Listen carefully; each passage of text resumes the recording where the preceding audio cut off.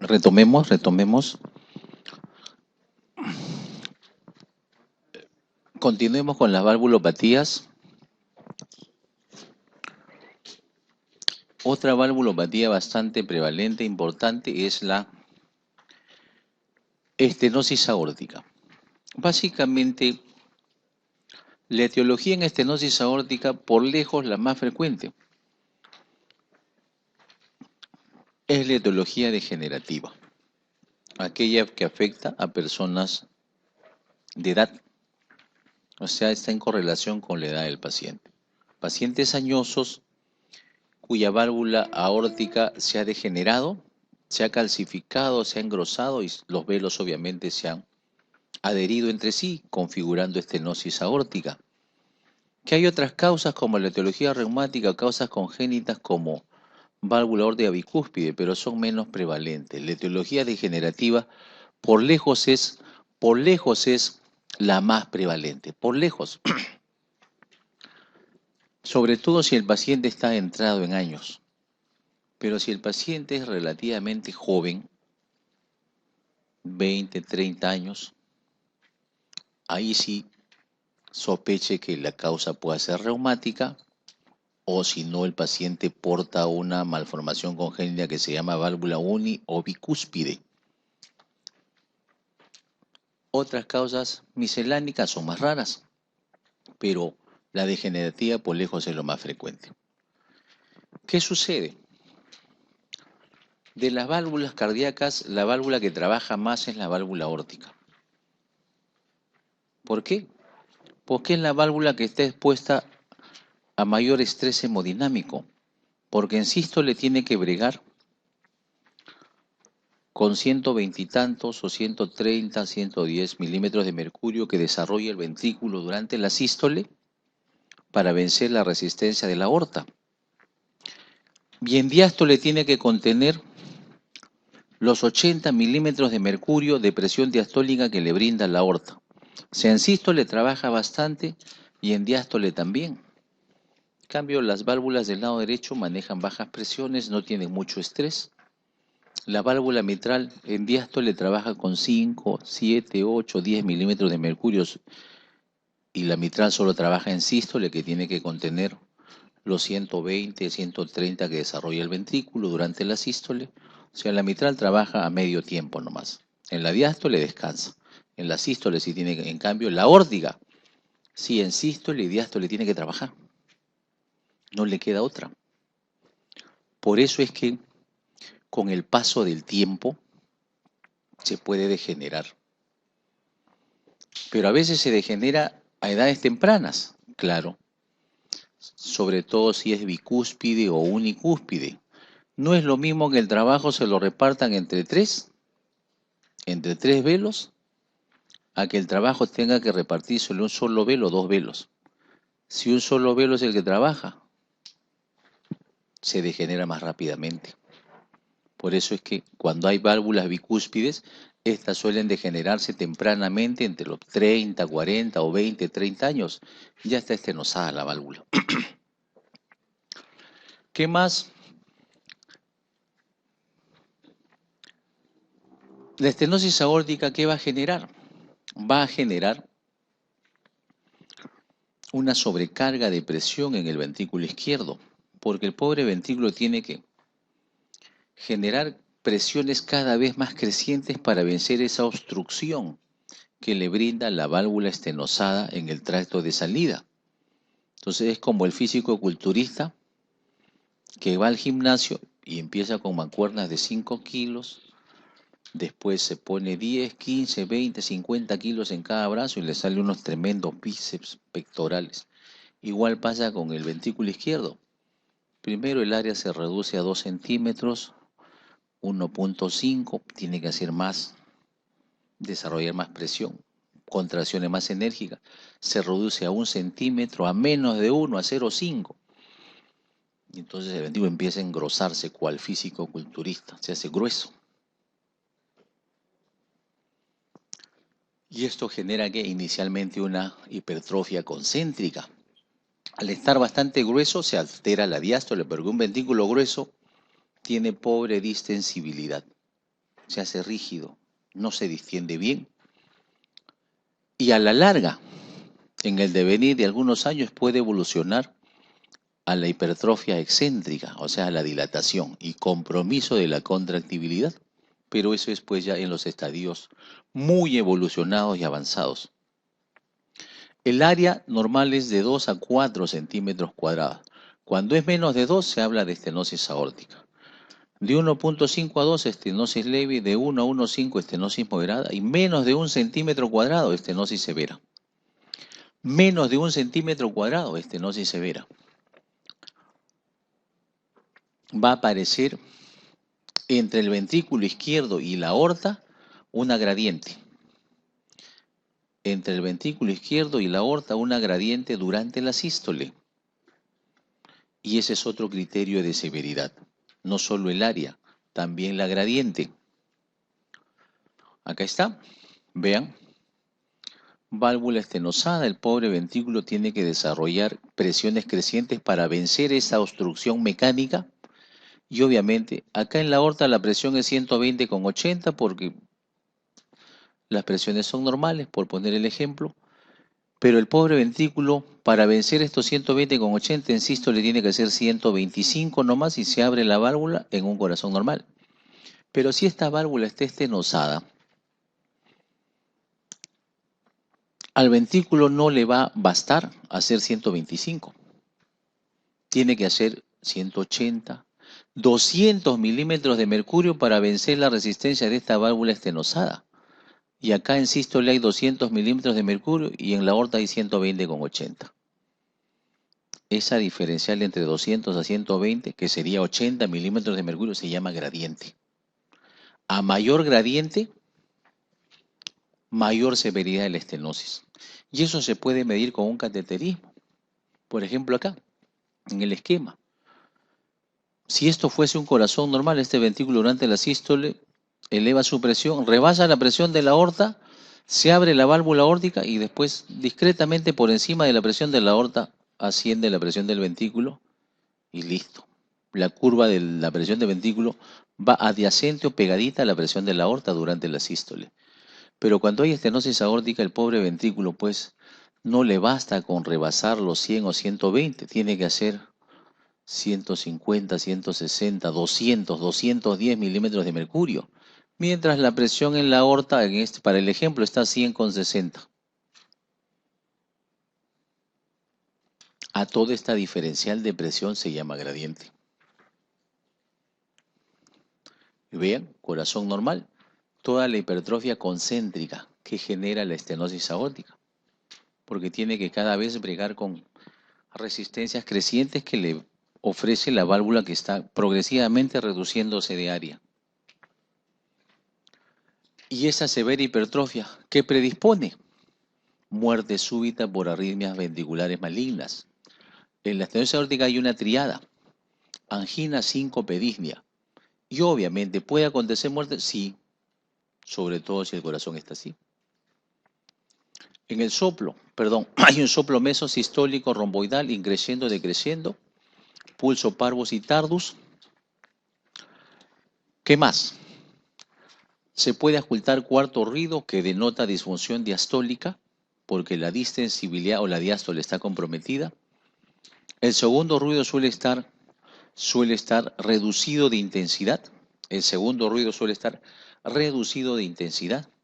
Y puede aparecer galope del tercer ruido cuando va a su fase ya bastante evolucionada, su fase de dilatación o de hipertrofia excéntrica, con compromiso de la contractibilidad en estadios muy evolucionados, puede ir a la dilatación y aparición de galope de tercer ruido, que denota pobre contractibilidad, pobre función sistólica. En el electro, hipertrofia con alteraciones del ST, o sea, T negativas bastante importantes. En los estadios iniciales en la placa, dado que la hipertrofia es concéntrica, no hay gran cardiomegalia. No hay gran cardiomegalia, excepto que el paciente vaya a su fase de dilatación, en pacientes bastante evolucionados. El gol estándar es la ecocardiografía para todas las valvulopatías. En el ejemplo, este es una aorta bicúspide, solo hay dos velos. Este tipo de válvulas En pacientes jóvenes tiende a degenerarse, calcificarse y generar estenosis. Este es lo de la gradiente, ya les mencioné, se puede medir con cateterismo cardíaco. Y la triada sintomática es angina, síncope y disnea. De esa triada, ¿qué síntoma aparece primero? La angina. Le sigue el síncope y la disnea. Si aparece angina, el paciente tiene una sobrevida de 5 años. Empieza a hacer síncopes de esfuerzo, 2 a 3 años de sobrevida. Le aparece disnea, 1 a 2 años de sobrevida. Le aparece fibrilación auricular, 6 meses de sobrevida. O sea, mal pronóstico. En el corto plazo, la estenosis aórtica severa, que no se trata quirúrgicamente porque hay que solucionar esa obstrucción, el pronóstico es malo. ¿Cuál es el tratamiento? Cambiar la válvula. Hacer una plastía con balón funciona, no sirve. En estenosis aórtica no sirve hacer valvuloplastías con balón, porque a los días o semanas vuelve a pegotearse los velos. No funciona. Solo es mandatorio cambiarla o poner una prótesis.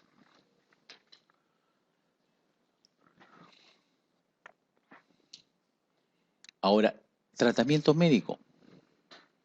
Mientras va la operación, nada funciona. Todo es frustrante. Oiga, pero usted no ha dicho que enalapril, captopril, y furosemide, espironolactona y que el burrito y esas cosas.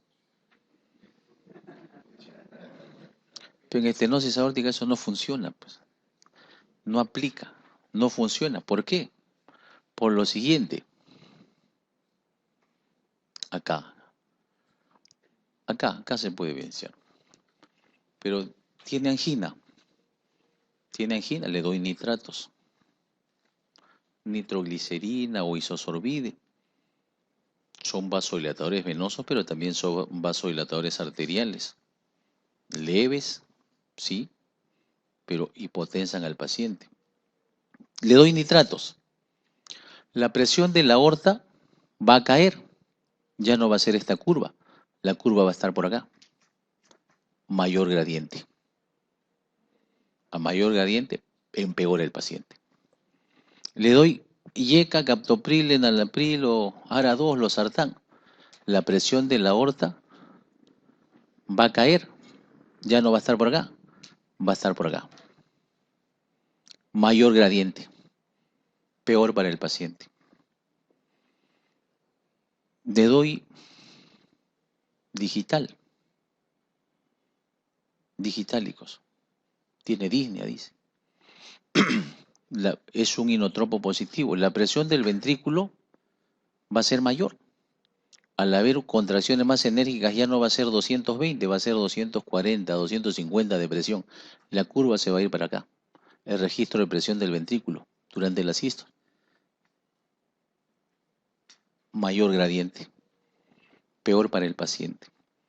En estenosis aórtica, el manejo farmacológico, todo está contraindicado. No se puede dar porque empeora la gradiente. Solo hay margen para dar diuréticos, pero con mucha cautela, para atenuar la congestión pulmonar.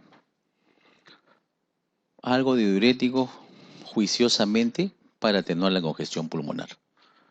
Lo demás no se puede dar. De la fisiopatología ya les mencioné algo. Hay un porque hay una obstrucción, hay un incremento de la presión del ventrículo izquierdo, eso genera severa hipertrofia concéntrica, esa gran masa no va acompañada de similar neovascularización, esa gran masa incrementa el requerimiento de oxígeno, que no es suplida con mejoras en el aporte coronario, por consiguiente aparece isquemia, aparece la angina, que es una de las manifestaciones clínicas. Esto ya se mencionó, solo para decir que a veces el soplo de estenosis aórtica se oculta en el foco aórtico y la irradiación es al cuello. Suele irradiarse al cuello. Pues en algunos pacientes el soplo no se irradia al cuello, sino se oculta más o se irradia hacia el foco mitral. A eso que se llama fenómeno de Gallavardín. Cuando la irradiación del soplo va hacia el foco mitral, se ve más en pacientes ancianos. Puede haber un desdoblamiento paradojal del segundo ruido. Esto ya les comenté y ya les expliqué en la gráfica por qué es contraproducente dar YKR2, nitratos, digital, calcio antagonistas también. El tratamiento, obviamente evitar el ejercicio porque el paciente va a hacer síncope de esfuerzo. Se le indica ejercicio, al hacer ejercicio se va a sincopar. ¿Qué más? Evitar muchos diuréticos. Los diuréticos se tienen que usar juiciosamente. Ya le dije por qué no se puede usar YECA, por qué no se puede usar digitálicos, calcioantagonistas. Al paciente solo se le debe brindar la opción quirúrgica. Valvulopatía con balón no funciona. Se puede usar una prótesis biológica o una prótesis mecánica. ¿En quiénes se prefiere prótesis mecánica? En pacientes jóvenes. ¿Por qué? Porque la prótesis mecánica dura más. La garantía que dan las casas es 15 años, pero las prótesis suelen durar 20 y tantos años. Obviamente requieren anticoagulación con warfarina hasta un INR2 a 3.5. Toda prótesis tiene un riesgo de trombosis o tiene un riesgo de infección, pero hay que convivir con ese riesgo, aprender a sobrellevar. Pero a veces hay pacientes en los cuales es mejor colocarles una prótesis biológica. Las prótesis biológicas no requieren anticoagular con warfarina, no requieren, pero duran menos, duran menos. ¿En quiénes se prefiere? Ancianos por encima de 70 años. Si ya vivió 75, mejor le pongo una biológica, vivir 85 a 90 años y es más, no lo anticoagularé. No hay riesgo de que haga una hemorragia intracraneal por la anticoagulación. Que se caiga, se fracture la cadera, me haga un hematoma tremendo si está anticoagulado. Si es muy anciano, mejor le pongo una biológica. O si no, mujeres en edad fértil que tengan expectativas de tener familia. Si una mujer joven la cual no ha satisfecho todavía sus requerimientos de familia, si le pongo una prótesis mecánica, va a tener que tomar warfarina. Llevar un embarazo con warfarina a cuestas es un peligro pues fatal. Entonces,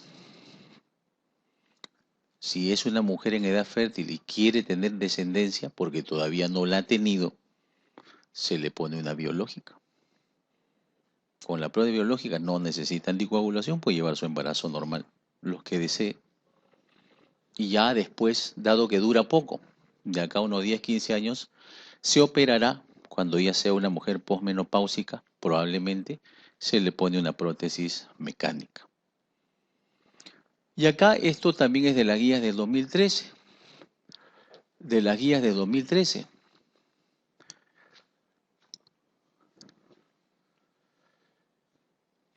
Solo para hacer hincapié,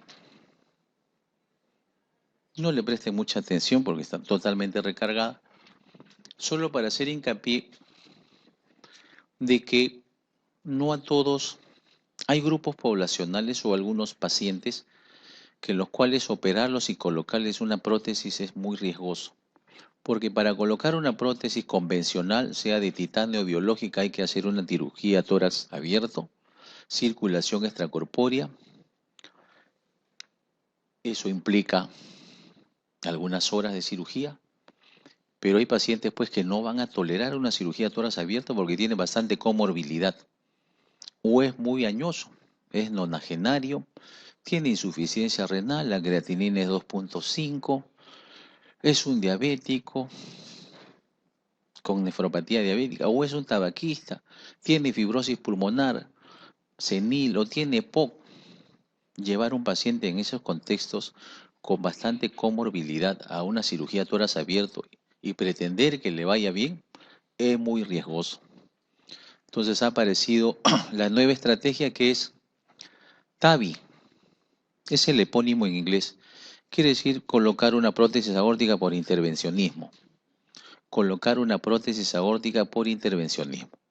En ese tipo de pacientes, donde hay comorbilidad concomitante, es mejor no abrirles el pecho para colocarles una prótesis convencional. Por intervencionismo arteria femoral se introduce una prótesis que entra colapsada, no entra pues toda expandida. Se lo coloca en el plano aórtico y se lo monta sobre la prótesis, sobre la válvula disfuncionante. Se lo expande y con eso queda. Con eso queda. Entonces, en el Perú ya se han hecho esas intervenciones, ya van como 100 creo.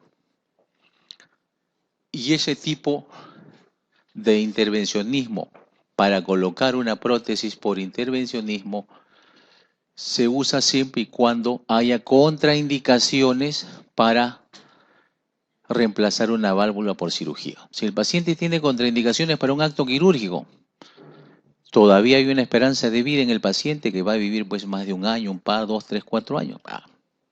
Listo. Si es un paciente pues que tiene un NM y la expectativa de vida no rebasa pues un año, tratamiento médico no le va a estar usted gastando toda la logística para colocarle una prótesis por TAVI. Entonces, si hay contraindicaciones para operarlo, intervencionismo. Y si no hay las contraindicaciones y el paciente va a tolerar una cirugía porque no hay mucha comorbilidad, llévelo y haga una sustitución valvular convencional a tórax abierto. Insuficiencia aórtica. Insuficiencia aórtica. Acá, obviamente, el problema en la insuficiencia aórtica es una válvula incompetente donde, ¿qué va a suceder? La insuficiencia aórtica, ¿qué conlleva? A que el pobre ventrículo izquierdo tenga 2 vías de llenado. Porque durante la diástole, la válvula aórtica debe estar cerrada e impedir que el volumen que ya fue vertido en los lechos aórticos regrese hacia el ventrículo izquierdo. Pero si la válvula aórtica está enferma y es incompetente, parte de ese volumen va a regresar durante la diástole hacia el ventrículo izquierdo. Por consiguiente, el ventrículo izquierdo va a tener 2 vías de llenado. La fisiológica, que es a través de la válvula mitral, y concomitantemente hay un jet que también ingresa durante la diástole a través de la válvula insuficiente. O sea, hay 2 vías de llenado. ¿Eso qué genera? Que durante la diástole en el pobre ventrículo izquierdo se acopie gran volumen. Entonces el pobre ventrículo hace una hipertrofia excéntrica. Entonces, bien dilatado, lleno o pletórico de volumen. Causas de insuficiencia aórtica, sobre todo si la etiología es crónica. Reumática, LUES, enfermedades de tejido conectivo, Marfan, Ehlers-Danlos, cardiopatías congénitas. ¿Puede haber una forma de presentación de insuficiencia aórtica aguda? Sí, sobre todo la endocarditis. La endocarditis infecciosa, los aneurismas disecantes de aorta ascendente que dilatan o ensanchan el anillo aórtico, ¿pueden dar formas de presentación aguda? Sí. Ya dijimos, insuficiencia aórtica aguda en el contexto de una endocarditis es mandatorio de cirugía. Mandatorio de cirugía. Esto ya les mencioné.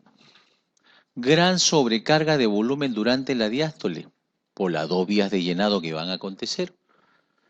A la larga se afecta la contractibilidad. Inicialmente hay gran llenado diastólico, pero a la larga se puede afectar la contractibilidad y aparecen signos de insuficiencia de ventrículo izquierdo.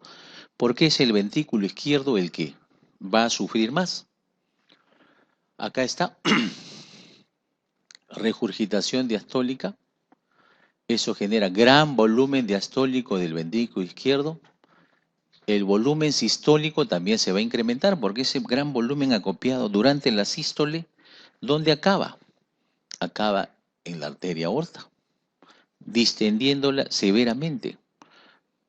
distiende, ese gran volumen sistólico distiende severamente los lechos arteriales. Por eso es que el pulso es saltón, amplio. ¿Qué más? Y la presión diastólica de la aorta cae. La presión sistólica se incrementa por el volumen, por incremento del volumen sistólico expelido, pero la diastólica cae. Esa es la norma en insuficiencia aórtica. La sistólica incrementa y la diastólica cae, apareciendo la presión diferencial alta o presión de pulso incrementada, lo que es lo mismo. Sistólica alta con diastólica que ha caído. Gran volumen sistólico. ¿Qué más? Obviamente la hipertrofia que genera la insuficiencia aórtica es una hipertrofia excéntrica. La estenosis da una hipertrofia concéntrica. Hay dos formas de insuficiencia aórtica, la forma aguda y la forma crónica. En la forma aguda, la insuficiencia acá genera un jet. El ventrículo no va a tener tiempo para dilatarse rápidamente porque esto acontece en horas o días, como en una endocarditis infecciosa. En cuestión de días, la válvula aórtica acaba hecha jirones. Gran jet que regurgita y el pobre ventrículo no tiene tiempo a distenderse, a dilatarse. Entonces, genera gran incremento en la presión del ventrículo que se transmite hacia la aurícula y esto que genera gran congestión pulmonar. Por eso es que el paciente con insuficiencia aórtica aguda no tolera esto y rápidamente va al edema agudo de pulmón y muerte. Por eso es que endocarditis con insuficiencia aguda debe ir a operarse, urgente. Pero en las formas crónicas la cosa es más paulatina y progresiva. El ventrículo se va acomodando a este jet regurgitante, se va dilatando de a pocos, acomodando el gran volumen y no tiene gran impacto en incrementar la presión de la aurícula izquierda. Los signos y síntomas son de insuficiencia de ventrículo izquierdo, disnea, ortopnea, palpitaciones porque el ventrículo está dilatado, hace hipertrofia excéntrica, y un ventrículo dilatado con hipertrofia excéntrica entra en contacto con la pared torácica. Y obviamente el paciente pues percibe el golpeteo en la pared como palpitaciones. Ese gran volumen sistólico que se va a generar en la insuficiencia aórtica da todos estos signos. Los signos semiológicos que tipifican la insuficiencia aórtica. Muset, que es el bamboleo de la cabeza con cada latido. Landel, la pupila se dilata con cada latido. Müller, la úvula bambolea con cada latido. Baja lengua, este es la úvula que bambolea con cada latido. Rosenbach, aparece pulsación hepática, signo Gerard, pulsación a nivel del vaso, signo de Quincke, el pulso capilar oscila. Y signo de pistoletazo, que se valora más en la arteria femoral. ¿Qué más? El primer ruido puede estar disminuido, puede haber un desdoblamiento parajal del segundo. El soplo suele ser un soplo diastólico, regurgitante, que se oculta mejor en el foco accesorio aórtico, sobre todo si el paciente está sentado durante la expiración. Puede aparecer un soplo de Austin Flint, frémito supraesternal, presión de pulso incrementada. Es un soplo diastólico decreciente, acá el esquema está mal, suele ser protodiastólico decreciente. Y también aparece un soplo diastólico en el foco mitral, un soplo de rodamiento diastólico mitral en el foco mitral, que se le llama soplo de Austin Flint. O sea, cuando hay insuficiencia aórtica severa, puede aparecer un rodamiento mitral concomitante. El soplo de Austin Flint no es el soplo diastólico de la insuficiencia aórtica. El soplo de Austin Flint es un soplo tipo rodamiento mitral que se oculta con la campana en el foco mitral.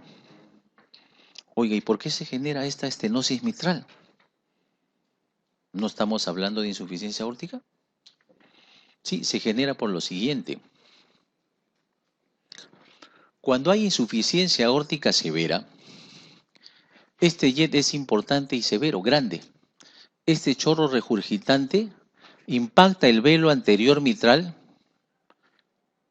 se estrella contra este velo anterior mitral y lo cierra, de tal manera que el velo anterior mitral no tiene esta morfología, sino suele estar cerrado, generando una estenosis mitral funcional, donde solo el velo posterior está aperturado, pero el velo anterior está semicerrado, generando una estenosis mitral funcional. Y esa estenosis mitral funcional es la que da el soplo de Austin Flint, que es un soplo de rodamiento mitral por una estenosis mitral funcional. En el electrohipertrofia del ventrículo izquierdo, en la placa, gran cardiomegalia porque da una hipertrofia excéntrica. Y el ecocardiograma obviamente da la confirmación diagnóstica y también valora la severidad. La severidad. ¿Cuándo se debe operar un paciente? Acá. ¿Cuándo se debe operar un paciente con insuficiencia aórtica? Si el paciente cursa con síntomas, si la insuficiencia es severa y cursa con síntomas de falla de ventrículo izquierdo, debe operarse. Otro criterio, si la fracción de eyección se le está comprometiendo y el paciente todavía no está asintomático, pero la fracción se le está afectando, debe operarse. Si el diámetro sistólico y el diastólico rebasan los 50 para el sistólico y los 70 milímetros para el diastólico, eso quiere decir que está yendo a la hipertrofia excéntrica. Se están dilatando los diámetros. Debe operarse. Si el paciente tiene un aneurisma de la aorta ascendente que rebasa los 5.5 centímetros, debe operarse, porque a veces en la génesis de la insuficiencia aórtica el problema es un aneurisma de la aorta ascendente que ha dilatado el anillo. Y en las formas agudas, como las generadas por endocarditis, el paciente debe operarse. Acá está, en el fluxograma. Insuficiencia aórtica severa, está cursando con síntomas de falla de ventrículo, debe operarse, cirugía. O es una insuficiencia aguda, debe ir a cirugía. Pero si el paciente todavía no tiene síntomas a pesar que tiene una insuficiencia aórtica severa, pero está asintomático, pero usted en la ecocardiografía documenta que la fracción de eyección se le está cayendo, debe ir a cirugía.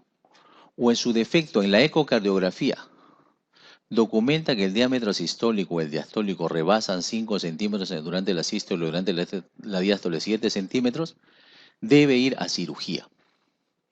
Y mientras espere el acto quirúrgico, ¿con qué se trata médicamente?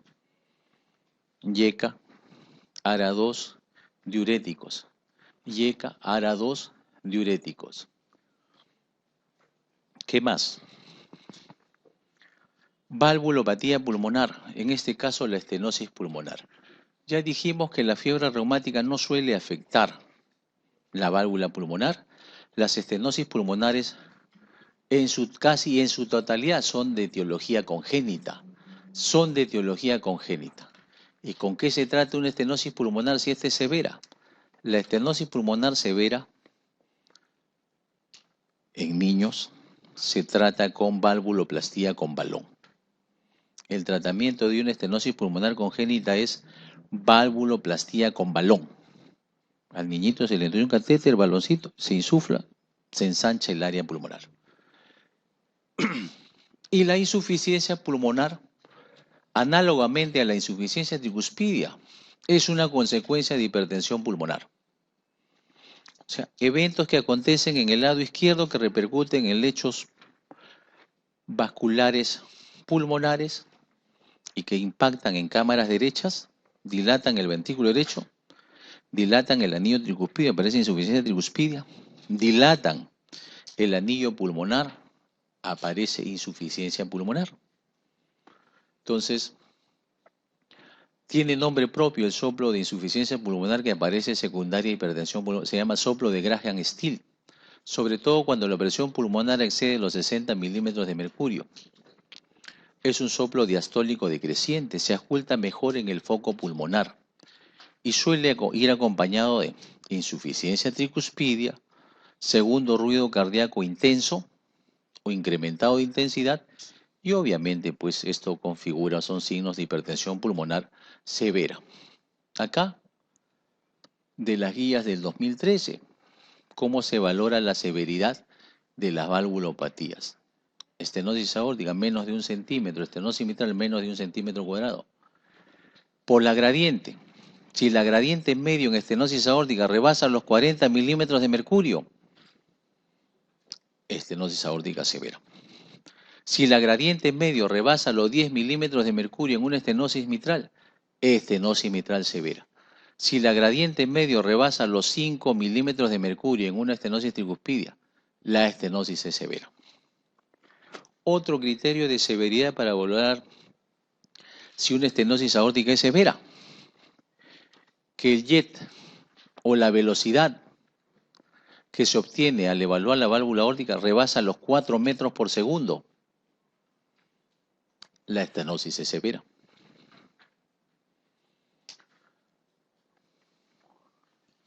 Válvula que se afecta más en fiebre reumática, la mitral. ¿Quién le sigue? La aórtica. Triada sintomática que caracteriza la estenosis aórtica es angina, síncope, disnea. Dolor torácico, disnea, síncope. Esta es la alternativa correcta. Paciente con síncope, disnea, angina de pecho y soplo en el foco aórtico, ya, ni qué decir. Estenosis aórtica.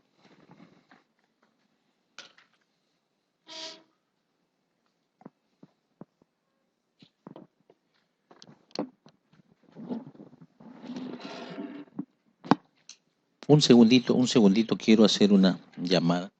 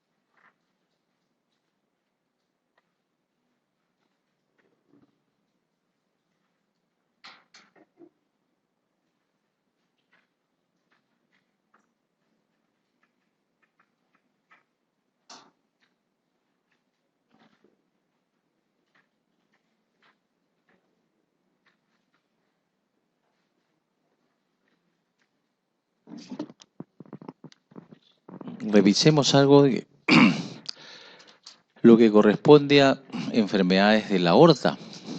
Básicamente las últimas guías vigentes son estas, las cuales pueden revisarlas para explayar sus conocimientos al respecto. En general, ¿cuándo definir que estamos frente a un aneurisma de aorta? Porque los diámetros de la aorta en sus respectivos segmentos o porciones varían. No hay un diámetro que sea pues una cifra absoluta y que para todos hay que aplicarle la misma dimensión.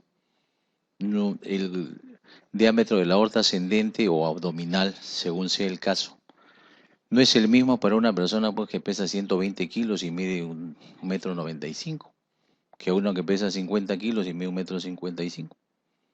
Entonces, ¿cuándo yo decir esto sí es un aneurisma y este no? Si son dos personas totalmente disímiles.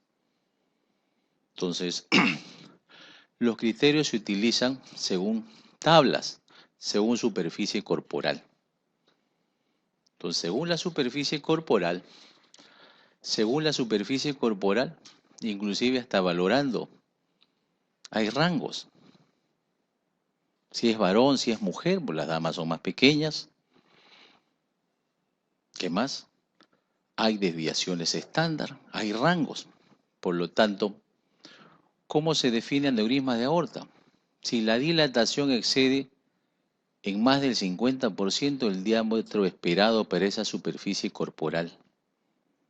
Si rebasa el 50%, de repente, en una persona de 40 y tantos kilos, un diámetro de 3.5 centímetros, ya es aneurisma. 3.5 de repente es un diámetro normal para una persona de 90 kilos. ¿Qué más? ¿A qué se llama aneurisma verdadero? Cuando las tres capas, la íntima, media y adventicia, forman parte del aneurisma.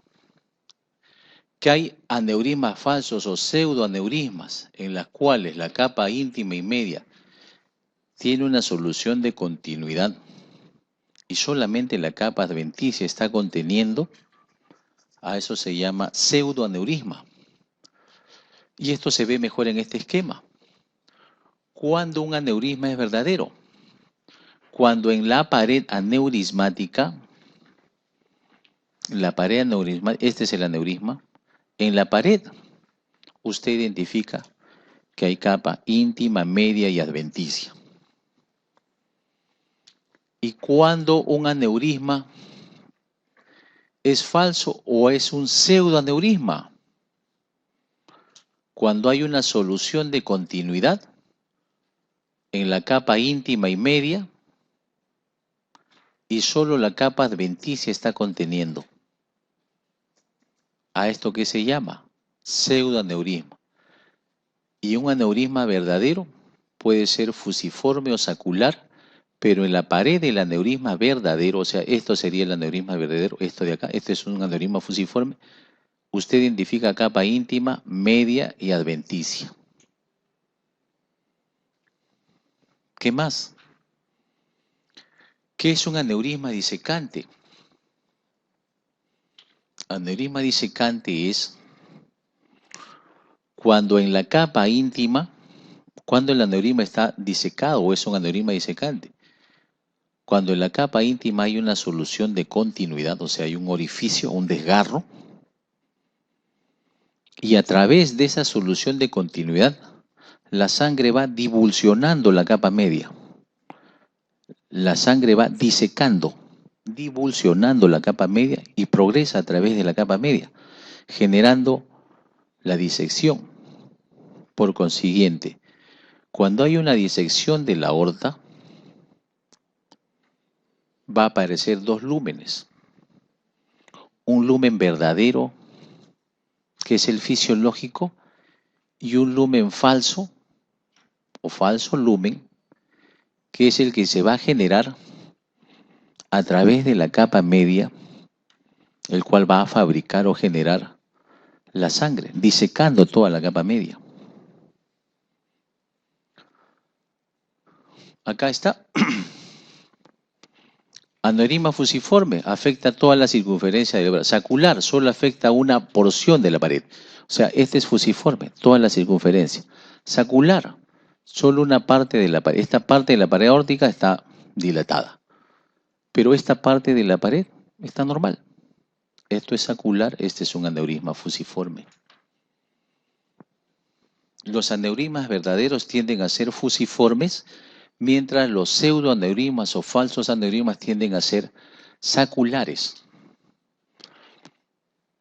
Los pseudoaneurismas se generan por post-trauma, aneurismas micóticos o post-cirugía.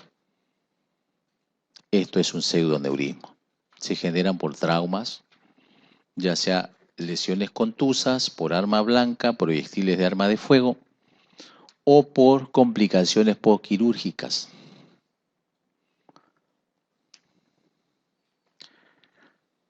Etiología de los aneurismas: arterioesclerosis, colagenopatías, conectivopatías, LUES, aneurismas micóticos, aortitis de Takayasu, de células gigantes.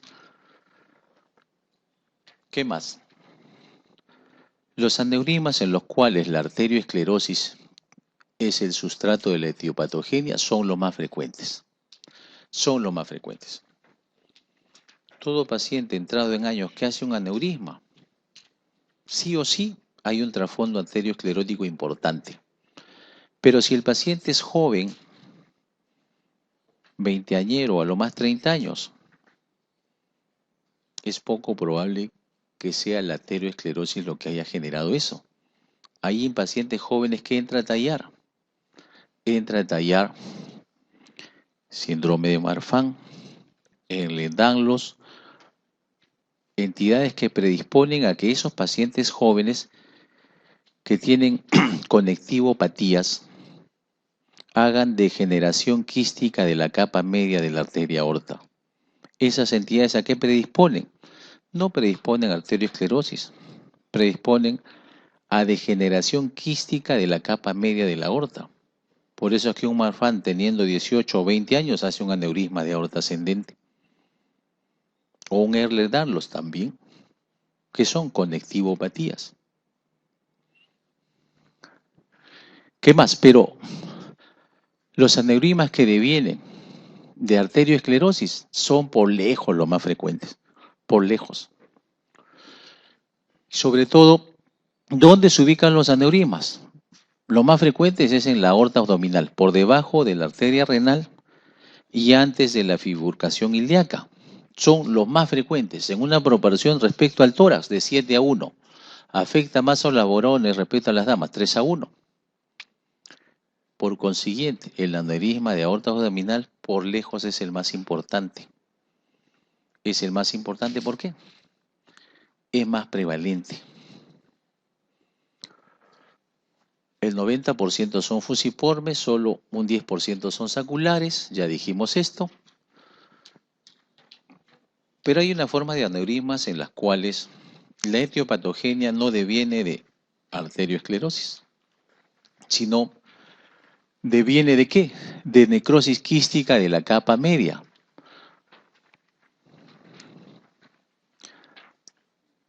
Y esa necrosis quística de la capa media, ¿qué tipo de aneurisma suele generar? Aneurismas de la aorta ascendente. Aneurismas de la aorta ascendente. Y al dilatar la aorta ascendente puede conllevar a la aparición de insuficiencia aórtica. ¿Qué entidades predisponen a la necrosis quística de la capa media? Que sea un hipertensos severos, que tenga una conectivopatía, como Marfan, Ehlers-Danlos, síndrome de Noonan, que tenga síndrome de Turner. Estas entidades predisponen a que el paciente, a nivel de la aorta ascendente, haga necrosis quística de la capa media, que es el sustrato etiopatogénico para que aparezca un aneurisma de aorta ascendente. Y suele ser de tipo fusiforme. En cambio, en los aneurismas de aorta abdominal, ¿qué predispone o qué prevalece? La arteriosclerosis. Aneurismas micóticos suelen ser pseudoaneurismas o aneurismas saculares. Se suelen ubicar en la aorta ascendente o en el callado. Devienen muchas veces de infecciones por estafilococo, estreptococo. ¿Quiénes son los pacientes que suelen presentar estos aneurismas micóticos? Inmunosuprimidos, pacientes con endocarditis o posoperados. ¿Cuál es el método diagnóstico para hacer el screening? La mayoría de aneurismas de aorta abdominal son asintomáticos. Se los encuentra casualmente cuando el paciente se está evaluando haciendo una ecografía abdominal para ver vesícula, hígado, vías biliares o próstata, cosas así. De casualidad le encuentran una masa pulsátil. Y obviamente, ¿qué suele ser? Una ecografía abdominal. O una tomografía por algunas otras entidades que pueda el paciente se le ha pedido una tomografía abdominal y se encuentra una dilatación aneurismática. En la placa de tórax, sobre todo si el aneurisma afecta a la aorta ascendente, se ve un mediastino ensanchado. Mediastino totalmente ensanchado, muy sugerente de un aneurisma de aorta ascendente. Ensancha el mediastino. Complicaciones de los aneurismas. Si no rebasa los 5 centímetros de diámetro, el riesgo de ruptura es raro. Es raro que un aneurisma que no rebase 5 centímetros de diámetro se rompa. Pero si rebasa los 5 centímetros, el riesgo de ruptura se incrementa, pudiendo fistulizarse el aneurisma hacia pericardio, tráquea, hacia la cava, etc. Por compresión, el aneurisma puede generar disfonía, comprime el nervio laríngeo recurrente, aparece ronquera y disfonía. Puede aparecer insuficiencia aórtica,